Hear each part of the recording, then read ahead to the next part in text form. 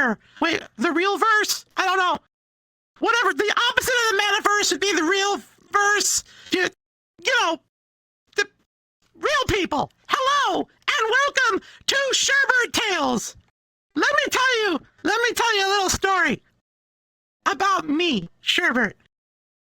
It all started in the beginning, where the mommy and the daddy love each other. You know what? Let's just play the trailer.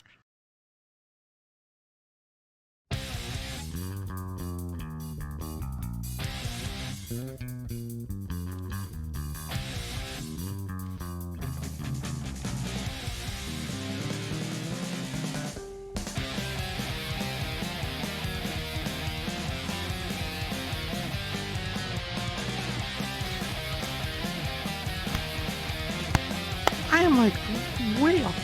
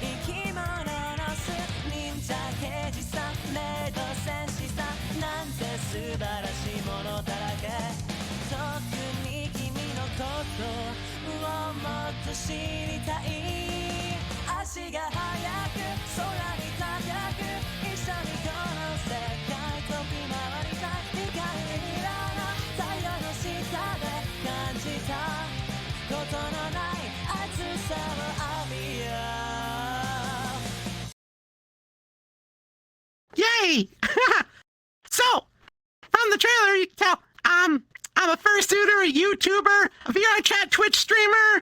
I'm on Roblox. I'm everywhere. Like the Visa card. I even got a TikTok channel. Where I make like funny VR comedy videos based on movies that I have seen in the past, and then thusly parody. Let's play one. Yeah, I finally made it to the mall. Time for an orange Julius. 1:24 in the morning. I knew I shouldn't take the public transit. Oh, hey, it's my friend Doc. Oh boy, Doc left me one of his Monster Energy drinks. Oh no, the generic Middle Eastern terrorists! And they've got guns! We better escape, let's go! Yeah! Oh boy, 1955! We've made so much progress since then! Wait, I'll take one burger and fries, please! What do you mean you only serve noodles here? Hi. Where we're going, we don't need roads. I take that back, we do need roads! We finally made it to 2015! The future! Wait a minute! Where are the flying cars and the hoverboards? Well, at least they got one thing right in the future. They see me rolling, they hating, patrolling and trying to catch me riding. Wow! Maybe I should have forgot about that lovely lady at the end there. I should have probably picked another one. Oh well, it's fine, right? But on top of all that stuff, I've also got an anime in development and a manga in production. So let's talk about how that all came to be today on Sherbert Tales. Also, I've got a wire over here, and it's like threatening to choke me at any moment. Oh, it looks kind of cool when I do this. Right. So how it all began. Not as far back as the mommy and daddy part, but in 2016, I was just a normal being. A normal, just like everybody else. Wait, no. Okay, that didn't come out right, but you know what I mean, right? I was just human. People. And then I saw that the Japanese fursuit maker K-Line was putting out their showcase series, which are pre-designed characters that you can adopt and have made into a fursuit. So, the funny thing is, I originally applied for a different character. Can you imagine what it would have been like if I was like, not Sherbert? would have gone a whole different trajectory. So yeah, I got rejected. I got a letter saying, nope, we don't, your application has been denied. And I was like, wait, what? Why? Why would you do this to me? I mean, no, I was kind of like ready to move on. And then like 24 hours later, they sent another email that was the exact opposite and said, you know what, we're going to give you Sherbert. And the rest is history, but we're going to go over that next. Yeah, so, God, Sherbert. It's been like almost 6 years. It's crazy. So I got Sherbert in, end of November in 2016, and he debuted at MFF. And, yeah. That, you guys have ever fursuited at MFF, it's kind of a death trap. Low light, and it's hard to see, and Sherbert's eyes are like red, so it was like the Terminator. Like, I'm just walking around going, I can't see. Where's everybody? you know, so yeah, I survived MFF, and then, I built up my YouTube channel, and, what I wanted to do was I wanted to do something really cool on my YouTube channel. I wanted to make anime intros. So let's back up to the story of Sherbert and the world that he comes from, which is called Lilatia. So, Sherbert is a multi-verse character. So, I'm an interdimensional bunny, basically. Not can hop between dimensions. We don't know that right away. I don't get that power immediately. So I'm from a world called Lilatia, which is part of an interconnected universe of multiple Earths. Starting with the regular Earth, you know, the one that when you take off your headset, you're like, damn, I'm on Earth. And there's an infinite number of Earths with different variations. And all the way somewhere in Looney Land is Lilatia, which is populated by magical creatures like myself. A magical creature is made up of 3 animals, and only one of them is a predator or a carnivore kind of, you know, creature. So I am actually made up of bunny, deer, and dragon. Rawr. So, and my brother is also the same. His name is Gelato. On Lilatia, he's a big hero, and I always want to follow in his footsteps. I want to be a great hero like Gelato, but they treat me like a baby. They do. So yeah, on Lilatia, I'm just kind of like Gelato's little brother. It has its perks. Like, I get into all the battles for free, but then they make me sit on the side. Because they're like, Sherbert, you're too young and precious to fight. And I'm like, but I want to kill stuff! That's why I've been put on Lilatia! To destroy! The Destructor has been born! But no. So in addition to my dimensional hopping ability, I have a weapon. I have Bapmaru. And, so whenever a magical creature is born, and I'm giving you the lore, okay? Everyone's getting the lore now. I don't think I've ever talked about the lore on Sherbert Tales before, but it's kind of cool, so I'm gonna go for it. So when a magical creature on Lilatia is born, a small piece of their soul is extracted. And then there's sort of like a, kind of like a soulsmith. And he forges that piece of your soul into a weapon. When it starts out, it's just a little baby toy. Because the magical creature is just a little baby. As the magical creature matures, the weapon grows and matures along with them. It's sort of like it's not like physical maturity. It's kind of like when your soul matures. So it's a combination of physical and emotional aspects. So yeah, so I've got Bapmaru want to, but because I'm not adulting yet, I suppose is the word. So this side, come back here, you. This side boops. So if I just boop you on, like, with this side, you get a little squeak sound and it's all happy and stuff. This side causes a massive explosion that deals tons of damage. You know, like a 2d20 or something. So yeah, so I've got my weapon, I've got my magical powers, and I'm ready to sit on the sidelines of all the battles and sip tea or something. Or some sort of sugary beverage, right? You know, put on a hat, get a hot dog, yeah! Just cheer on the winning team! Because the bad guys are, like, really evil. They're called the Kuka. And I'll explain why they're different now than they were originally. So let me explain the anime series. So, how the anime series came into being. When I started developing the opening and ending credits for the YouTube channel, I wanted to use my experience working in animation and anime production.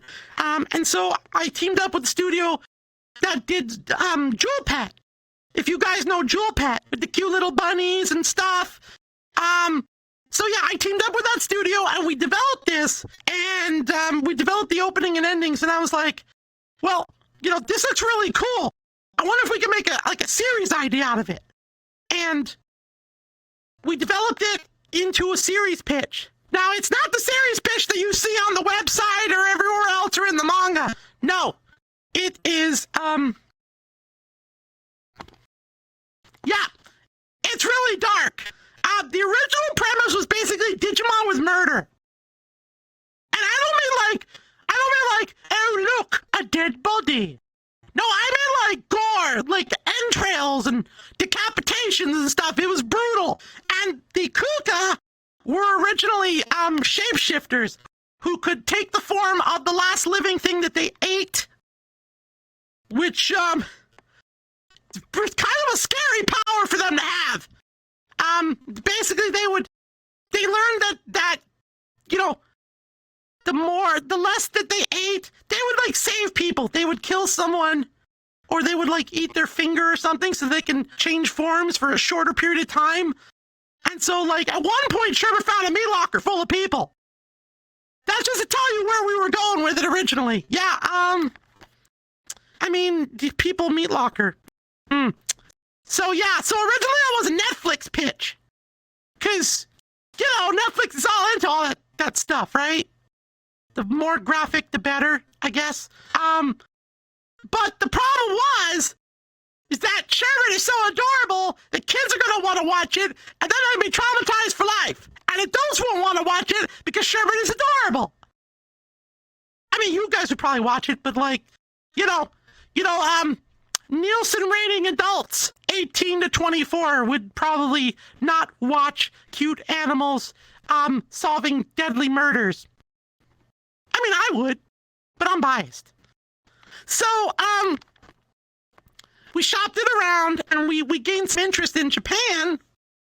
But they were like, well, why is this so violent?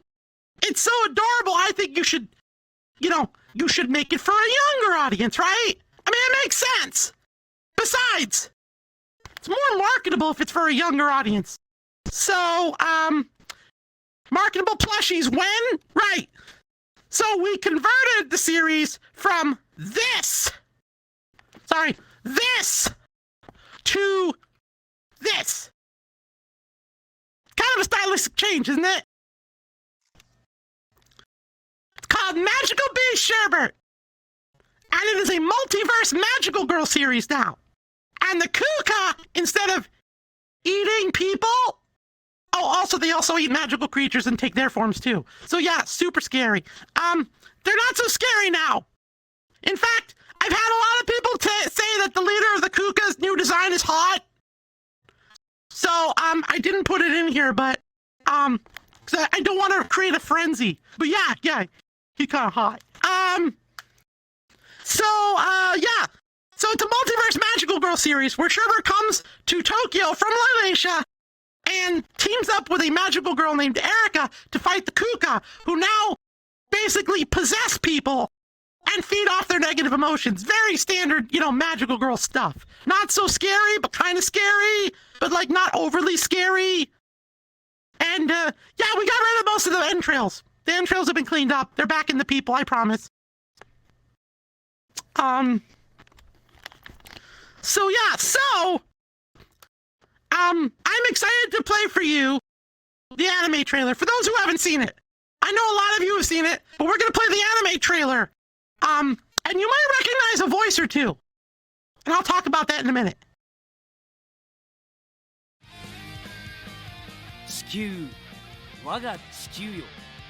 それは無数の世界の一つであると同時に完全に分離した世界。しかし運命が未知なる世界とつなげようとしている。ライレーシア、そこは宿敵との戦いに閉じ込められた魔法動物の世界。地球に危険が迫ったその時、一匹の勇者が現れ、みんなのヒーローになる。変身だ、エリカ。分かった。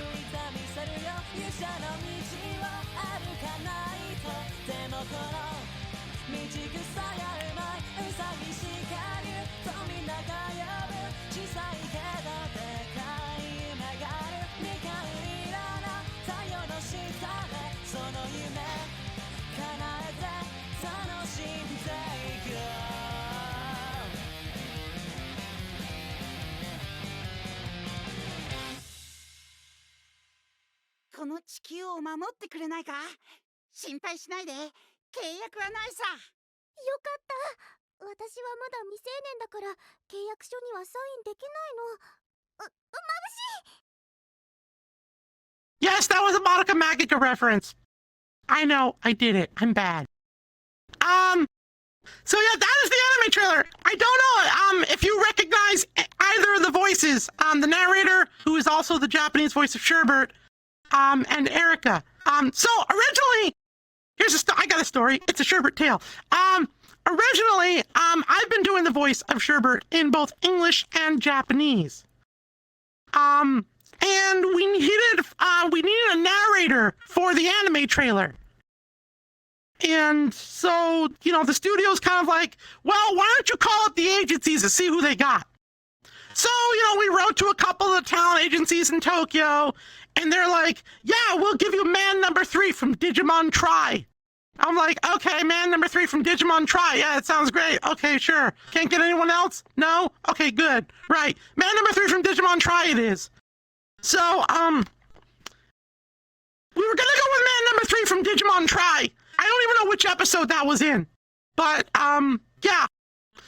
And then I sent an email to the studio and I was like, I know this isn't for right now, but Kappe Yamaguchi would make an amazing Sherbert.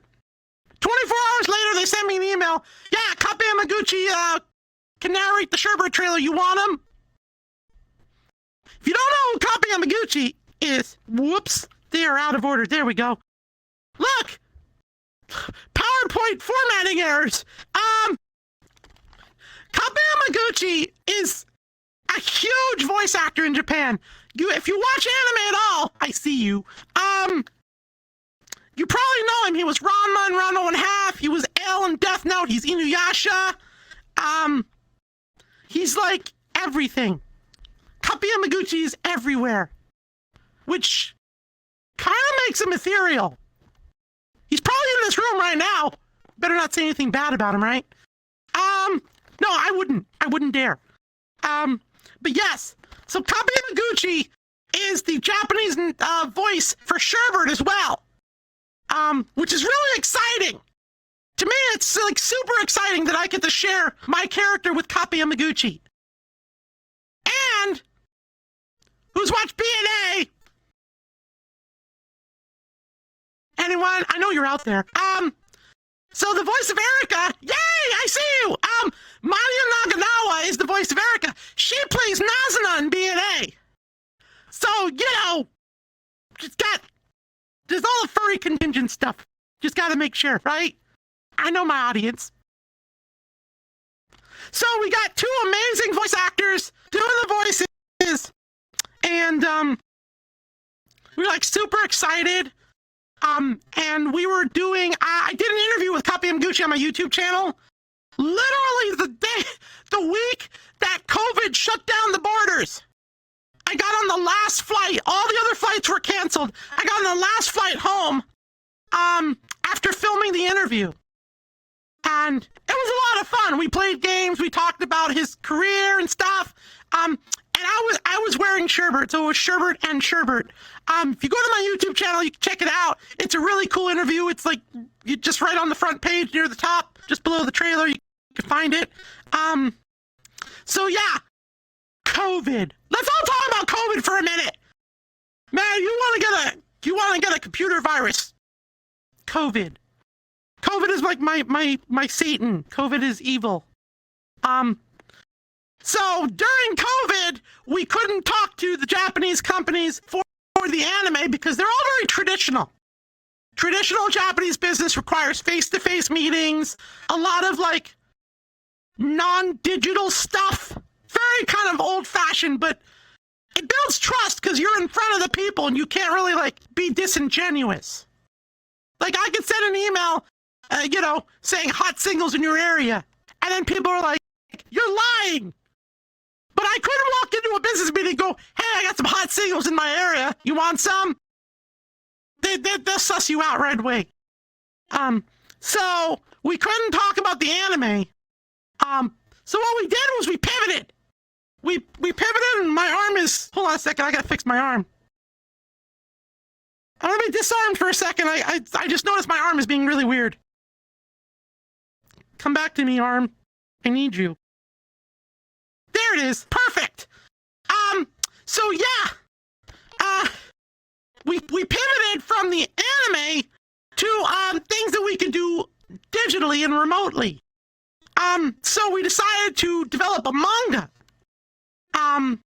Which is like, I'm excited about the manga. The manga is really cool. It's a very kind of like a shoujo style magical girl manga. And we teamed up with a professional manga artist named Mochi Usagi, which is great because she's basically a mochi bunny. If you know mochi, like the rice cakes, the little gooey, delicious. Yes. So we teamed up with her and we did a Kickstarter to fund the manga. And I'm happy and delighted to announce to you all that, is it here? That the manga will be published next year by Ablaze Manga in English worldwide. So you'll be able to buy it digitally and on Amazon and in Barnes & Noble and all the other booksellers and comic book shops. It's gonna be great. I hope you all read it and enjoy it. But here are my favorite two voice actors again on the manga trailer. So we made a manga trailer too, so you get a little sneak peek of what it's gonna be like.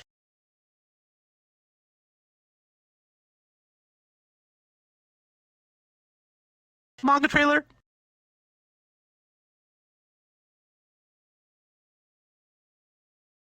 Manga trailer. Currently it's the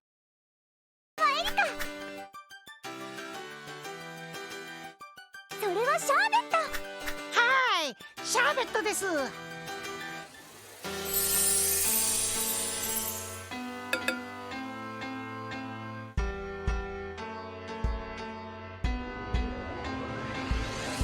エリカ、変身。わかった。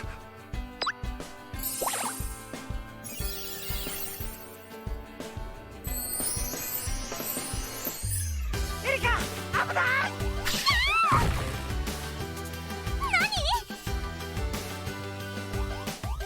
私がもう一人？もう一匹の僕？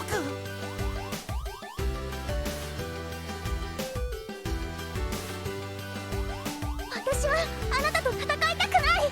私たちって姉妹みたいなものでしょ。パクマル！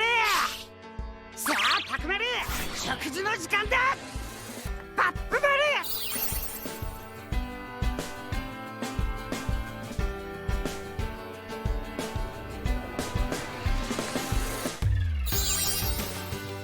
長寿シャーベット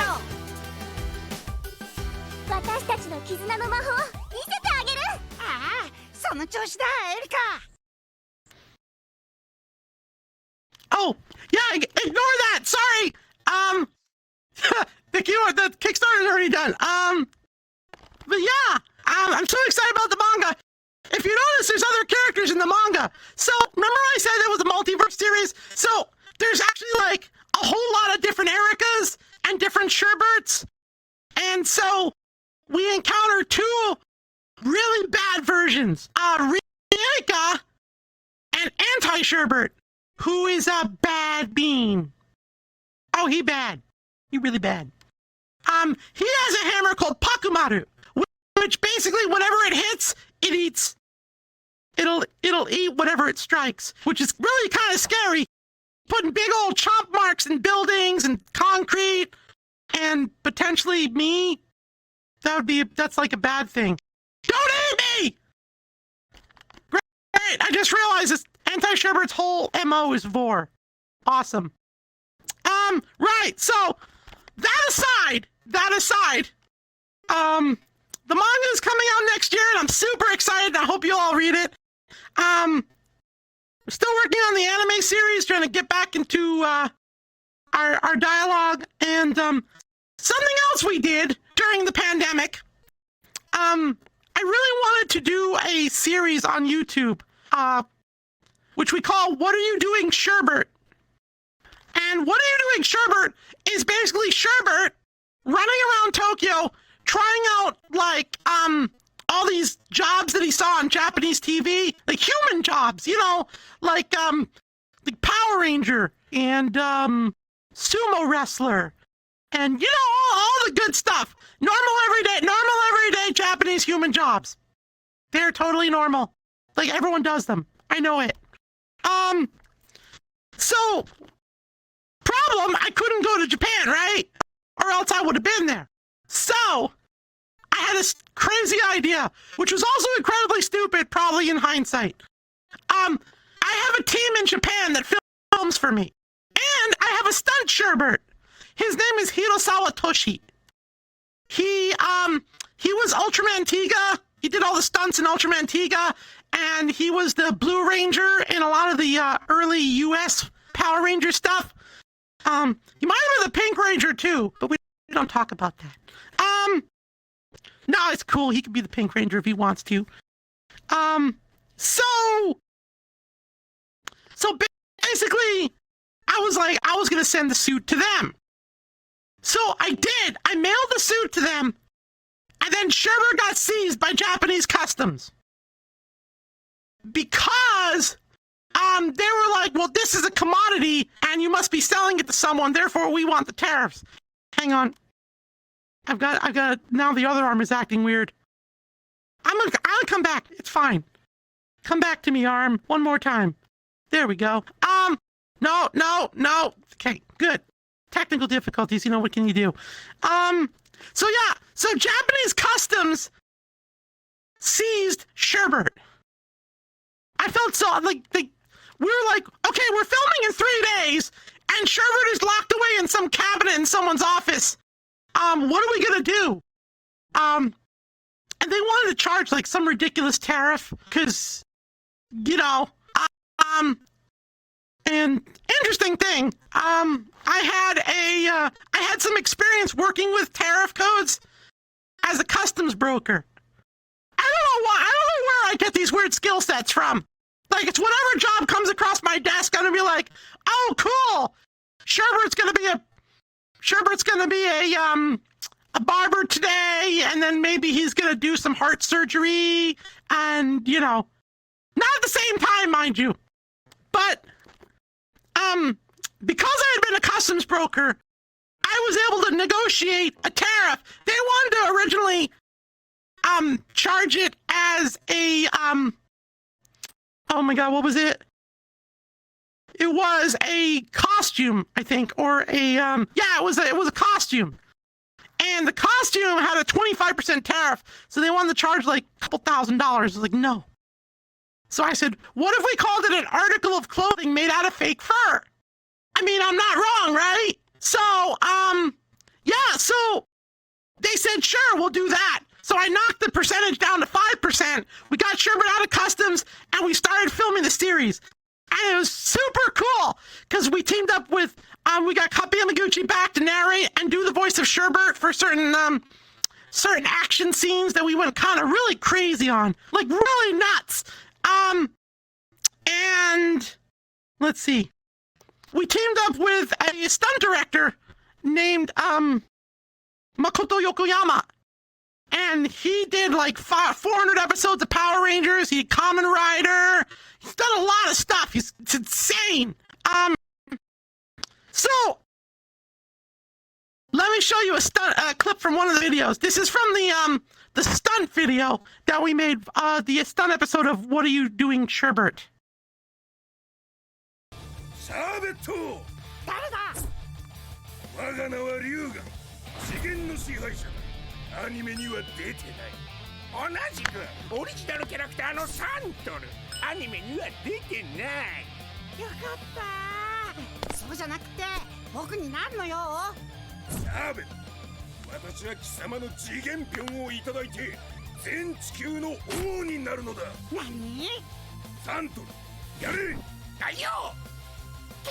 や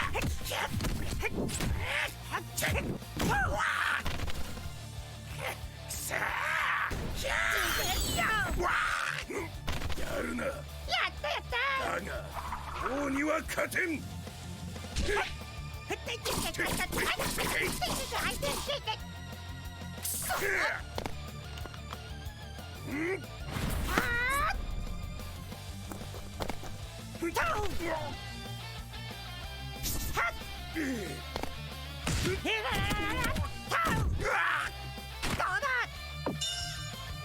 なぜだ。なぜ貴様に勝てないんだ。それは僕がヒーローだからさ。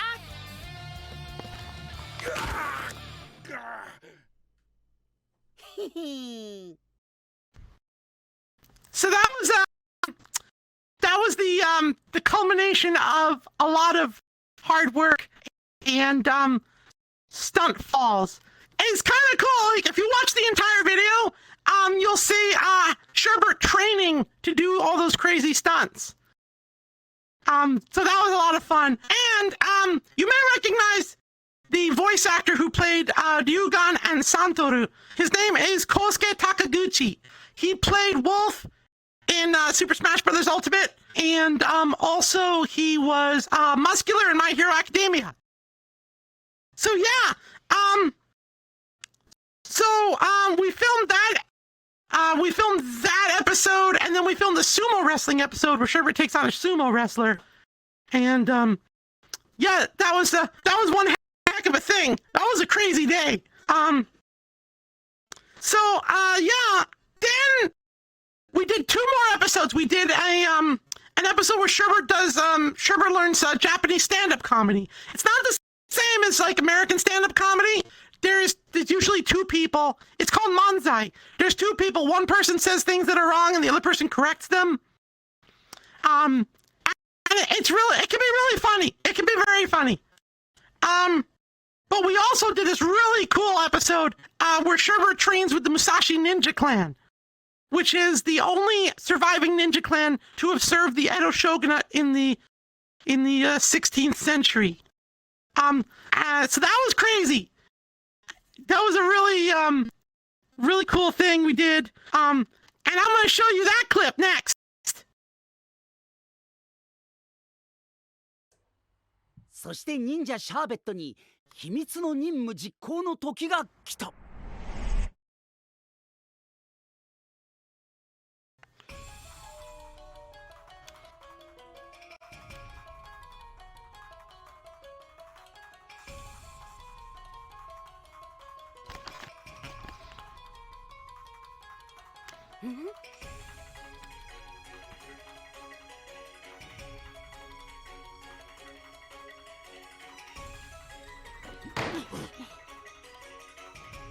巻物を渡せ。 No、 貴様に巻物は渡さん。この青い化け物。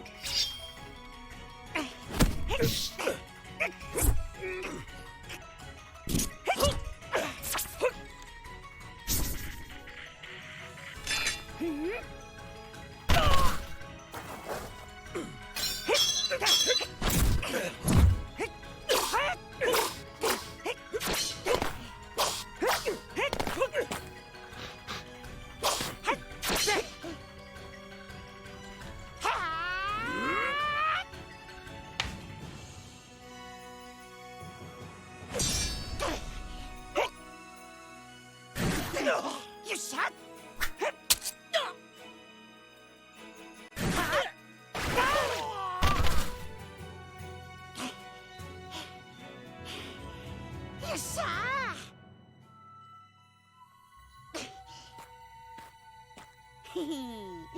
返してもらうよ。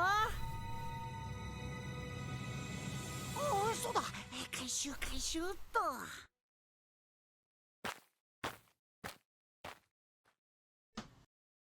You know, I realized I forgot to show you some of the behind-the-scenes photos from the filming. Here's me doing a high kick. My foot moves so fast it's a blur. And then there's me about to kick a dude.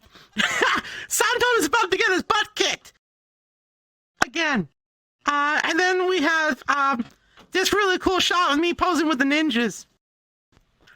But yeah, if you want to see those videos and you want to find out more about the manga and the anime and everything, go check me out on YouTube and Twitch at Sherbert Shenanigans, and you can check out the official website for all the information on the anime and the manga and more character and story info at maho-sherbert.com/en for English.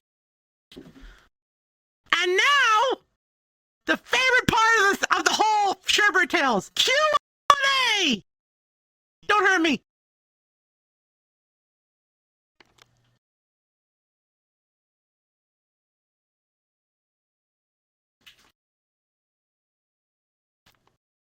We got some questions inbound. You can hear me? So, if anyone has questions here in the world or other overflow worlds, there is a channel in the Furality server called Sherbert Tales Q&A. It's down in the event discussions section, and you can submit your questions there, and I'll go through a couple of them and ask them. And I've got there's a couple here currently. Dr. Quickfix asking for a friend, what made you want to make an anime? So I mean, I've always loved anime and animation, and I've worked in it for a long time. I really it's funny, I originally had a degree in biological sciences, but my heart was in animation. It's always been. So when I had an opportunity to take Sherbert and create like these little anime sequences for the YouTube channel, it just kind of clicked naturally in my head. I'm like, oh my god, this looks so cool. I really want to see this thing happen. So that kind of really triggered the whole let's make an anime series out of Sherbert thing. Really just seeing it come together, the designs and the animation, the storyboards and everything. So yeah. All right, and follow up on the anime. Is there an English dub for the anime?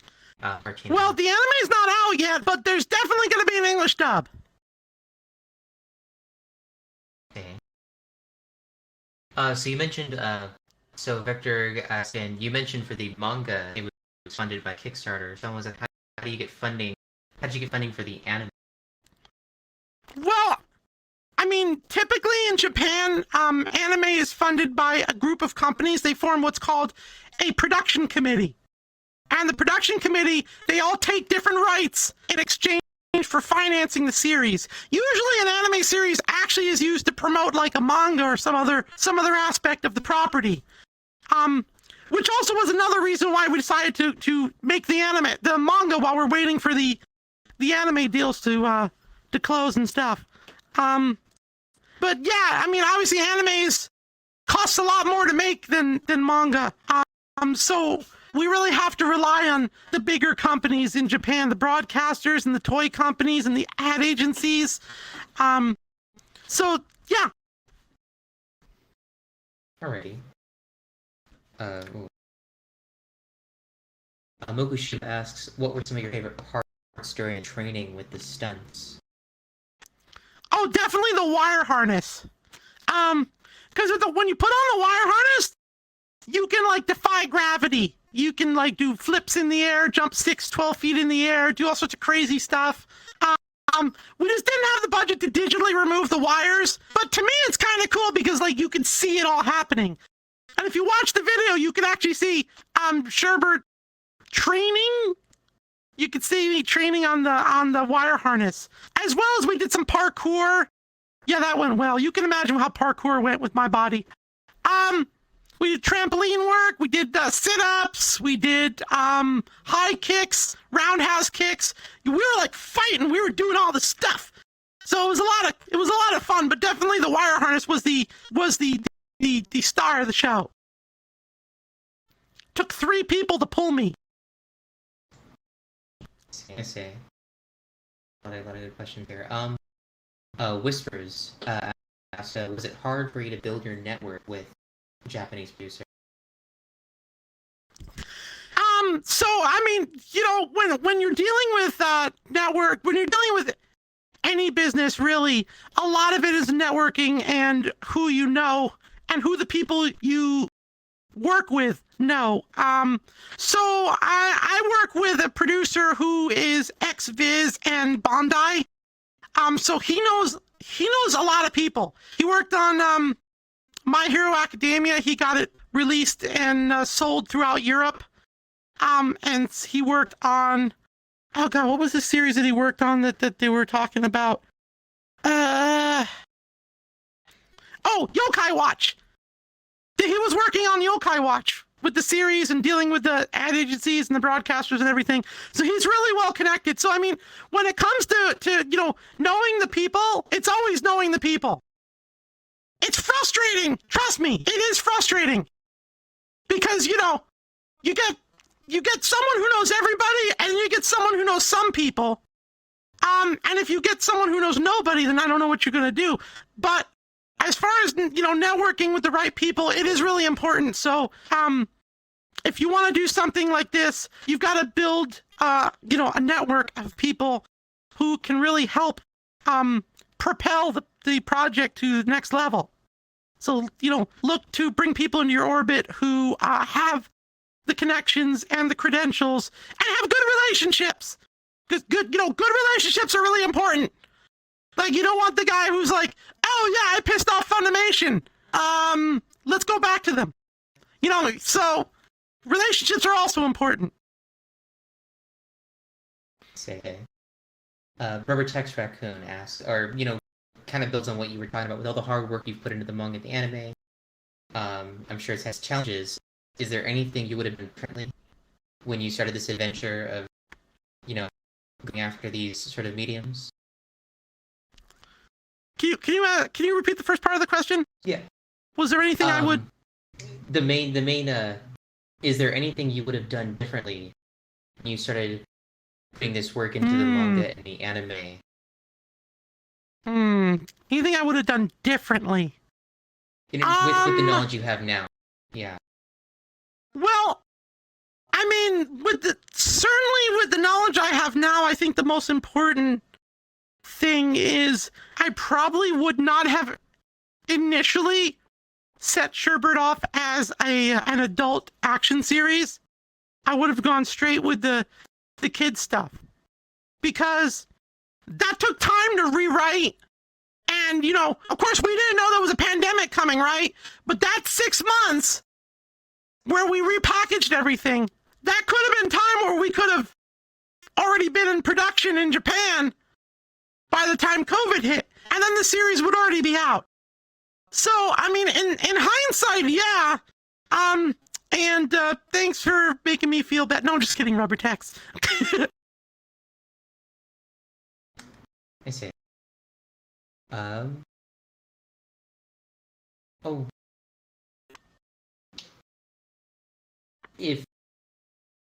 I'm looking through the Q&A more. What's been your favorite part of the creation process of Magical Beast Sherbert?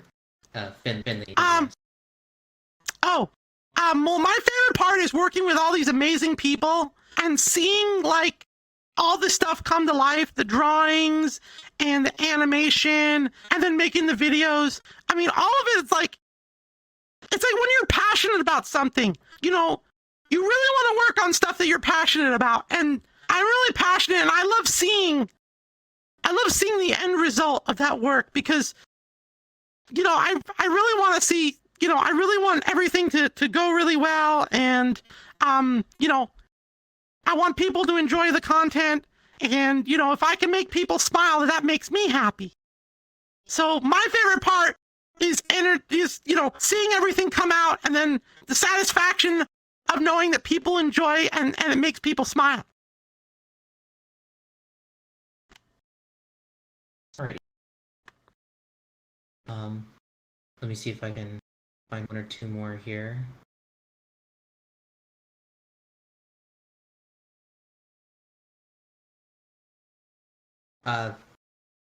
Sober Kid brings up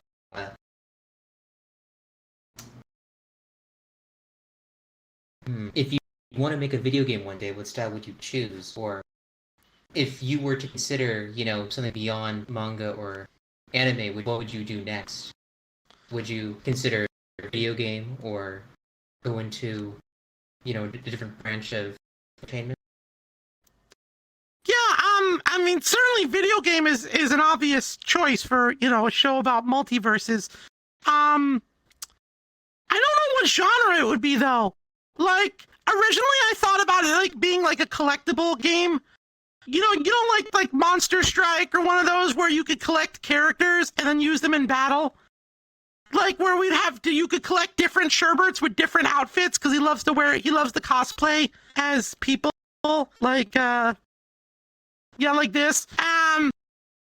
And you could collect, say, you could get the Maid Sherbert, and Maid Sherbert has some special ability that the other Sherberts don't have.